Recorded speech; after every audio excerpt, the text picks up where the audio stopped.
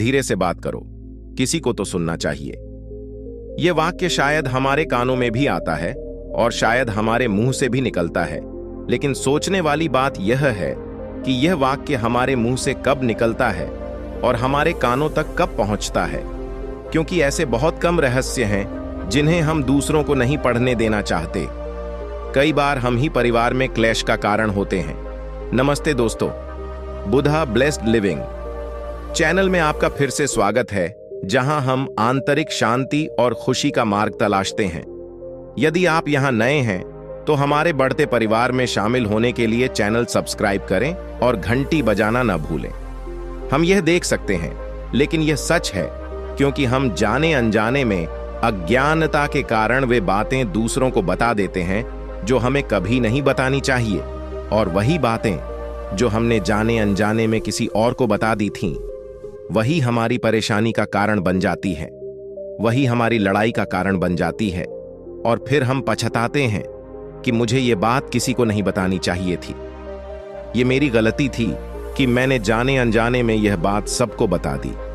इसी उद्देश्य से आज मैं आपको जो बौद्ध कथा सुनाऊंगा, उसे सुनने के बाद आप ऐसी 7 बातें जान जाएंगे जो आपको कभी किसी को नहीं बतानी चाहिए। मैं आपको वो 7 बातें बताना चाहता हूं जो आपको किसी को नहीं बतानी चाहिए। मैं आपको न बताने का कारण भी बताऊंगा, और इन 7 बातों के अलावा अगर आपको लगता है कि कुछ ऐसा है जो मैं भूल गया या मैं नहीं बता पाया, तो कमेंट में जरूर बताएं। इससे पहले कि आप इस बौद्ध कथा में अपना सब कुछ खो दें, अगर आप महात्मा बुद्ध के भक्त हैं तो इन दिव्य पाठों को ध्यान से सुनें। इस वीडियो को अंत तक देखें, वरना आप अपना कीमती समय बर्बाद करने पर पछताएंगे। व्यर्थ की छोटी छोटी वीडियो देखने की बजाय इसे यहां बिताएं, आपको कुछ नई जानकारी मिलेगी। बहुत समय पहले की बात है। एक शहर में रिंकू नाम का एक युवक रहता था। वह युवक बहुत गरीब था। उसके पास पैसे नहीं थे।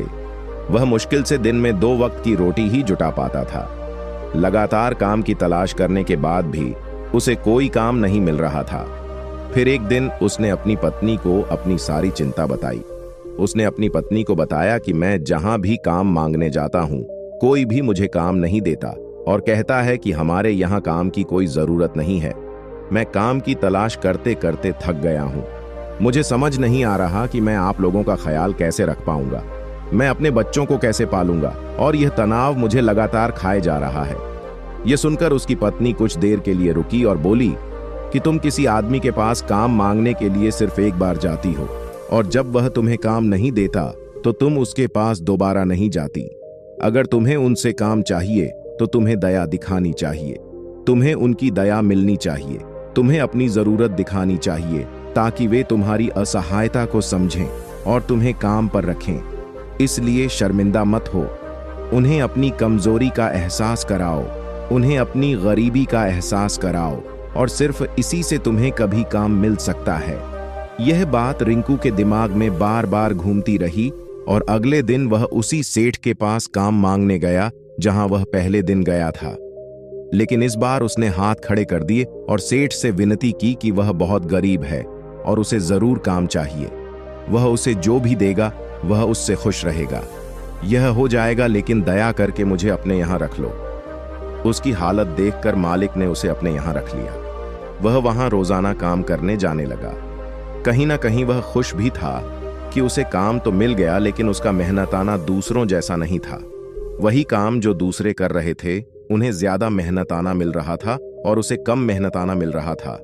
जब उसने यह बात अपने मालिक को बताई तो मालिक ने कहा कि देखो भाई, तुम्हें काम चाहिए था, मैंने तुम्हें काम दिया। मुझे धन्यवाद कहने की बजाय तुम मुझसे रोना धोना कर रहे हो।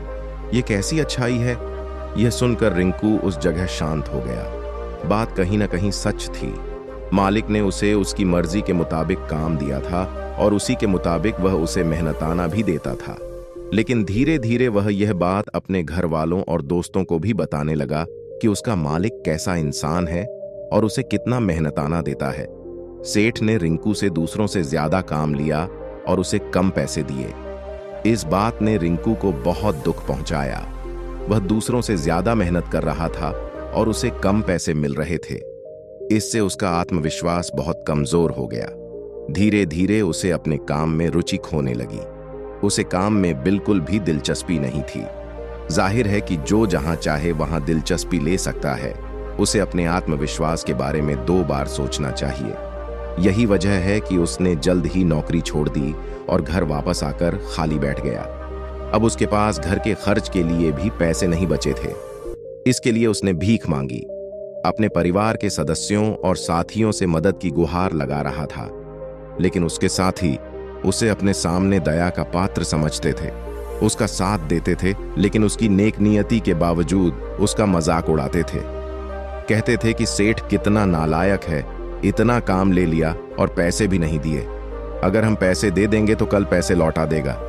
उसकी हालत ऐसी है कि उसके पास कोई काम नहीं है, पैसे कहां से लाएगा। और इस वजह से रिंकू की हालत दिन ब दिन खराब होती जा रही थी। अब वह लगातार तनाव में रह रहा था। वही दोस्त, वही परिवार के सदस्य जो कभी उसके अपने हुआ करते थे, उसे दया का पात्र समझ रहे थे, उससे हमदर्दी रख रहे थे। सब लोग आकर उसे ढेर सारी जानकारी देते थे, लेकिन कोई मदद नहीं करता था। और अक्सर ऐसा होता है कि जानकारी देने वाले तो बहुत होते हैं, लेकिन उसकी उंगली और हाथ पकड़कर मदद करने वाले और उसे आगे बढ़ाने वाले लोगों की संख्या कम होती है। एक बार उसे पता चला कि बगल के कस्बे में एक बौद्ध पुजारी आए हुए हैं जो बहुत ही बुद्धिमान हैं। रिंकू का ध्यान इस हद तक केंद्रित था कि उसे बाहर निकलने का कोई रास्ता नहीं सूझ रहा था। इस उद्देश्य से वह जानबूझकर और अनजाने में बौद्ध धर्मगुरु के पास पहुंचा। वहां पहुंचकर वह सीधे उनके पैरों में गिर पड़ा और रोने लगा। रोते हुए उसने उसे बताया कि क्या हो रहा है। उसने उसे बताया कि कैसे उसके बॉस ने उसका शोषण किया और उसके परिवार के सदस्यों ने उसके साथ कैसा व्यवहार किया।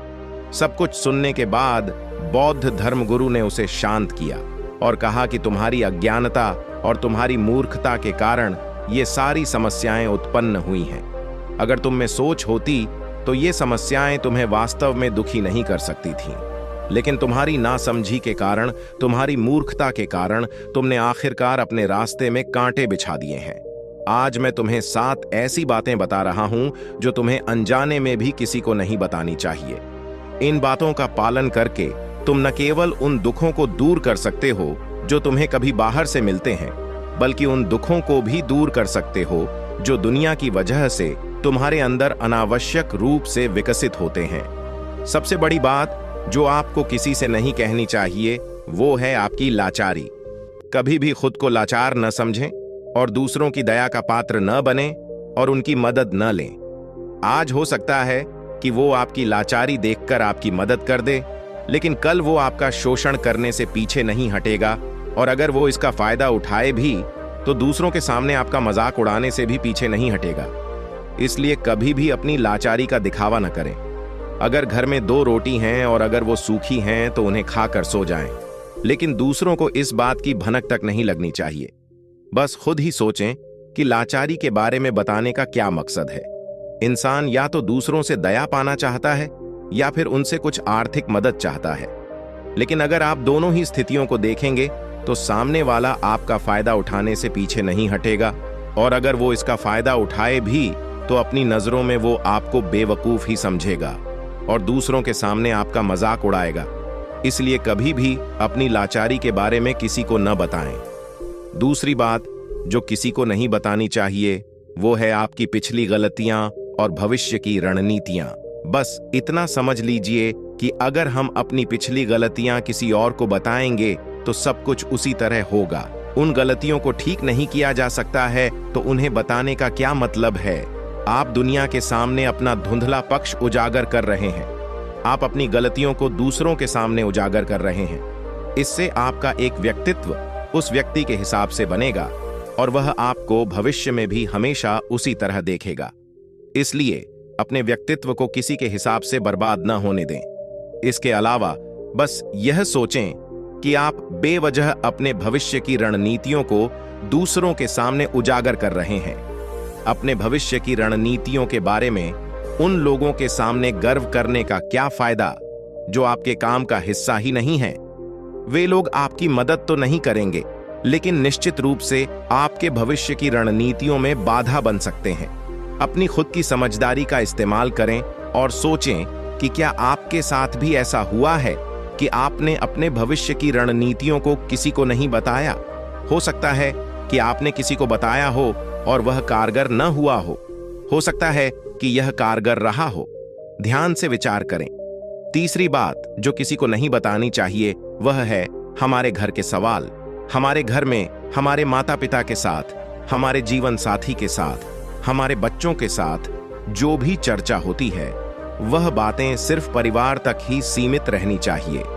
अगर आप दूसरों के सामने इन मुद्दों पर शोर मचाएंगे तो दूसरों को आपके घर में घुसने का मौका मिल जाएगा और वे इसका फायदा उठाने से पीछे नहीं हटेंगे। वे आपके रिश्तेदारों को आपसे दूर करने की कोशिश करेंगे।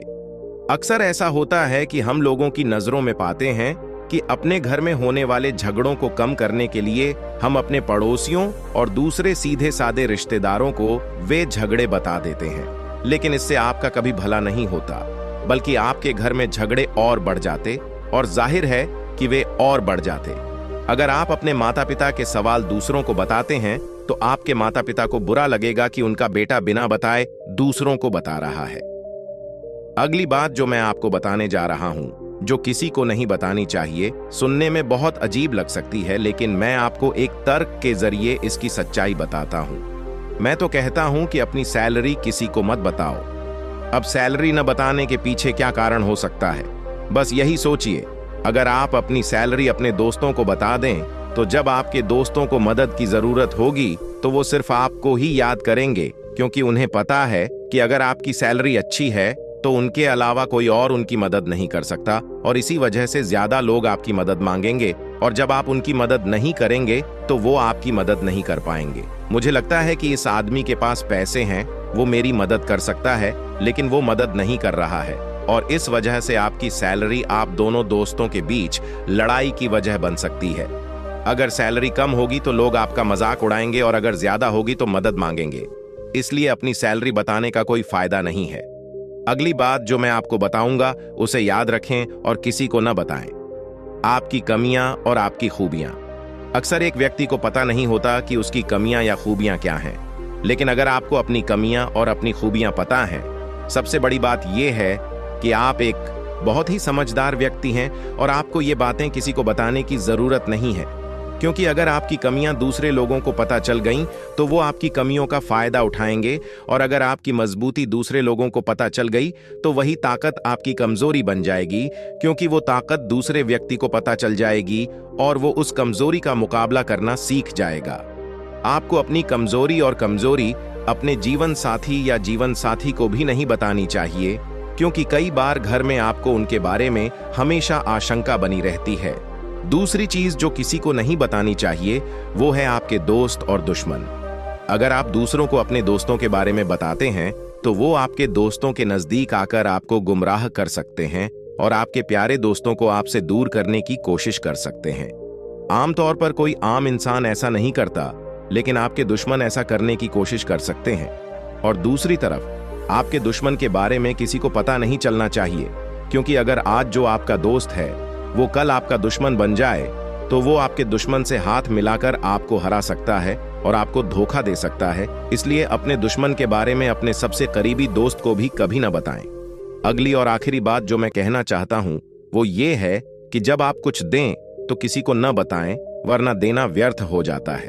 जब आप अपने उपहार पर जरूरत से ज्यादा जोर देते हैं तो आप बता रहे होते हैं कि आप कितने उदार हैं, और इससे आपके अंदर एक आत्म छवि बनेगी। इसलिए दान जितना सूक्ष्मता से किया जाए उतना ही अच्छा होता है, उतना ही अधिक फलदायी होता है। जब आपका बायां हाथ दे रहा हो तो दाहिने हाथ को यह पता नहीं चलना चाहिए कि बायां हाथ दे रहा है। बौद्ध धर्मगुरुओं ने रिंकू को जो 7 बातें बताई उनमें दुनिया के सभी नियम छिपे हैं।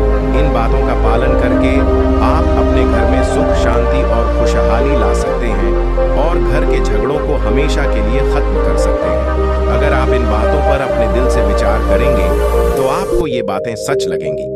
साथ ही इस कहानी को सुनाने का हमारा मकसद ये है कि आपकी आत्मा को झकझोरना चाहिए। आपको उन बातों पर विचार करना चाहिए जो हम आपको बता रहे हैं, और अगर हम गलत हैं तो आप हमें कमेंट में बताएं कि आप किस बात पर गलत थे। तो दोस्तों, आपको वीडियो कैसा लगा मुझे कमेंट करके ज़रूर बताएं कि आपको वीडियो कैसा लगा। और अगर आपने चैनल को सब्सक्राइब नहीं किया तो चैनल को ज़रूर सब्सक्राइब करें। धन्यवाद। नमो बुद्धाय।